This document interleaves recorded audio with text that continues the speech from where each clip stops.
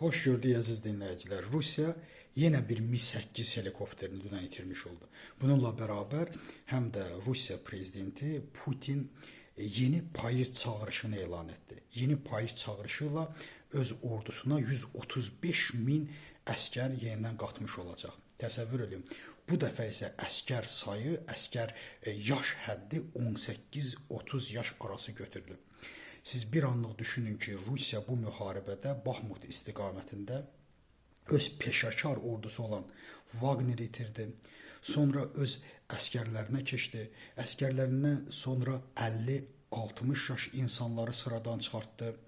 Bu günləri isə artıq bu yaş həddi 18-30 yaşa çatdı. Bu böyük bir faciədir bir dövlət üçün. Çünki 18 yaşlı uşaq nə edə bilər? Bir anlıq fikirləşin ki, Azərbaycan öz müharibəsində 27 sentyabrda 2-3 gün ərzində yeniyetmə, yəni 18 yaşlı uşaqlarını itirmişdi. Yəni 18 yaşlı uşaqlar bugün peşəkar Ukrayna ordusu qarşısında heç bir şey eləyə bilməz və yalnız bunların kampı ölüm kampından başqa bir şey deyil.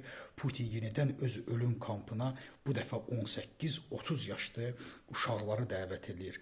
135 min.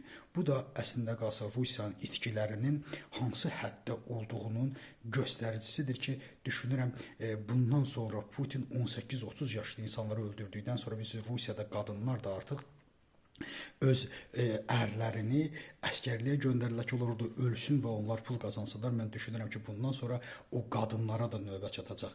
Məni isə burada ən çox narahat edilən əlbəttə Azərbaycanlılar da nəyin bahasına olursa olsun bu müharibədə iştirak etmək olmaz.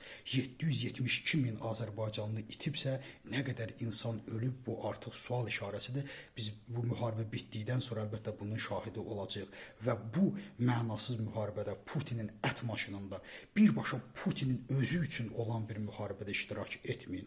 Özünüzdən müğayət olun. Təşəkkür edirəm diqqətinizə görə.